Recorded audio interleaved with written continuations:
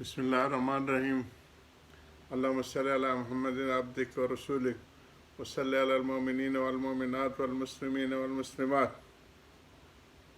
या रब्बि सल्लि व सल्लिम दाइमन अबदन अला हबीबिक खैर खल्क़ि कुल्लिहिम वल हबीबुल्लज़ी तुरजा शिफ़ातु लिकुल्लि हौलि मिनल अहवालि मुक्तहिमी।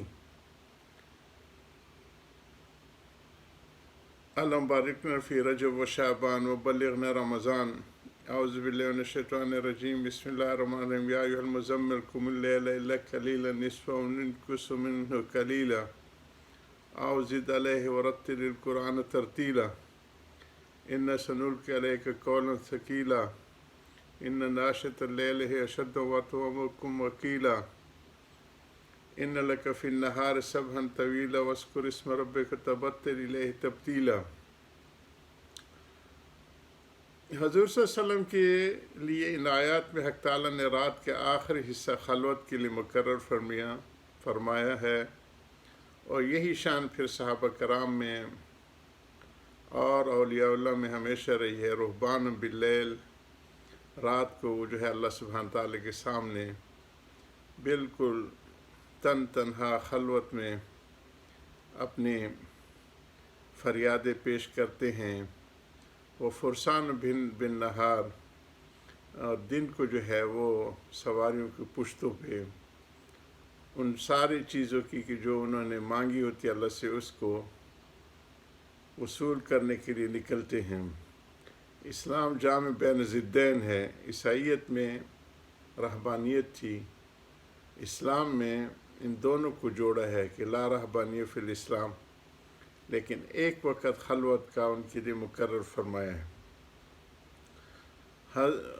आखिर रात का आखिर हिस्सा खलवत के लिए मुकर्रर फरमाया, ख्वाह नुस्फ़ आखिर हो, ख्वाह सुल्स आखिर हो, एक तिहाई रह जाए या उससे भी कम व बेश हो। और इसकी वजह ये बतलाई कि आपको दिन में बहुत काम रहता है, उसमें खलवत कामिला का मौका नहीं मिल सकता। लेकिन ये हज़रात जब इनको ताल्लुक़ माला हासिल हो जाता है तो हमारे बुज़ुर्ग फरमाते हैं, हथ कार में दिल यार में। दिन वो मशगूल तो इन ज़ाहरी दुनियावी मशागल में होते, लेकिन दिल उनका मुतासर नहीं होता। दो बुज़ुर्गों के वाक़यात लिखे हैं हरम के ताल्लुक़ से। एक शख्स, और ये आम मुशाहिदा होता है, आते हैं बहुत चीखते हैं पुकारते हैं, और एक होता है कि वो आते हैं कि जो हकीकी रोने वाले होते हैं और तसन्नु नहीं होती, बनावट नहीं होती। तो एक ऐसे चीख चिल्ला रहा था तो एक बुज़ुर्ग को रश्क है जी कि तो बहुत ज़्यादा, तो अल्लाह सुब्हान ताला ने उनके ऊपर उसका दिल मुनकशिफ किया। ये तो अपनी दुनिया को रो रहा है, मेरे लिए छोड़ा रह रहा है। फिर वो शख्स जब मस्जिद हराम से बाहर निकला, उस वक्त करीब करीब दुकानें होती थीं, सूक सगीर होता था और हारतुल बाब होता था, शुबे का होता था और मुद्दा होता था, और ये सारे आसपास छपरे बाज़ार थे जी, बहुत शान वाले होते थे। तो वहाँ गुज़रा तो वहाँ पे उनको मुतवज्जे किया गया। अल्लाह सुब्हान ताला ने उनको इल्हाम किया कि एक बुज़ुर्ग तराजू तोड़ रहा था और चीज़ जो है वो डाल रहा था, तो उसकी दिल की तरफ दिल मुनकशिफ करे कि उसका हाथ कार में था, दिल यार में था। कि अल्लाह सुब्हान ताला के साथ ज़िक्र में इनको रिजालुल्लाह कहते हैं। रिजालुल्लाह तुल्हिहिम तिजारतुन वला बैउन अन ज़िक्रिल्लाह।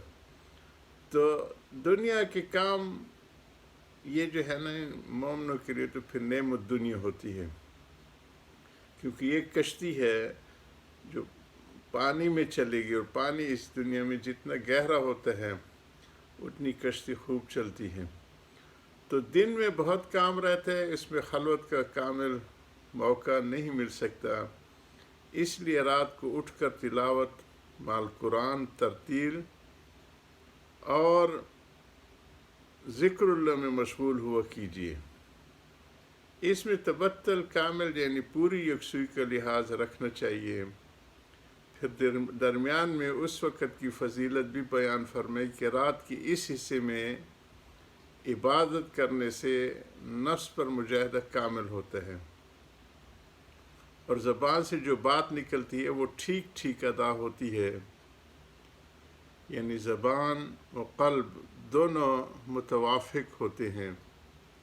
میں کہتا ہوں کہ اس آیت سے صوفیاء کی چند عادات کی اصل نکلتی ہے، اور وہ عادات یہ ہیں۔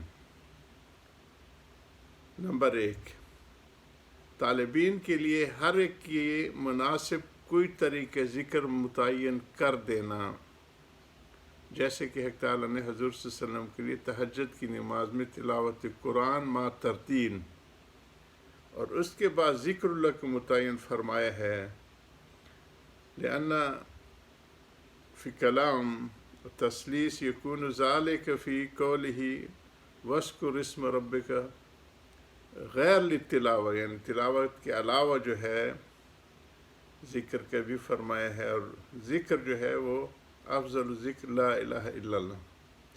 ایک دفعہ موسیٰ علیہ السلام نے بھی اللہ سبحانہ سے پوچھا طور پہ کہ مجھے کوئی ذکر بتا دیجیے، تو انہوں نے فرمایا موسیٰ یہی کلمہ کا ورد کیا کرو لا الہ الا اللہ۔ تو انہوں نے کہا یا اللہ یہ تو ساری کائنات کرتی ہے، تو انہوں نے کہا وہ ذکر تو یہی ہے۔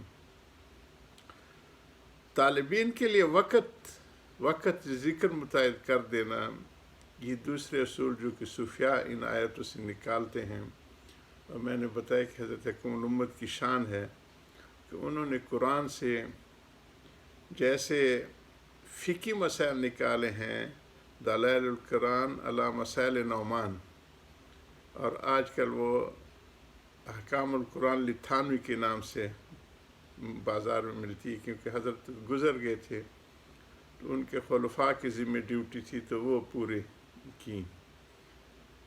آخری جلد ہمارے مفتی جمیل صاحب رحمہ اللہ جو جامعہ اشرف لاہور کے تھے انہوں نے مکمل کی،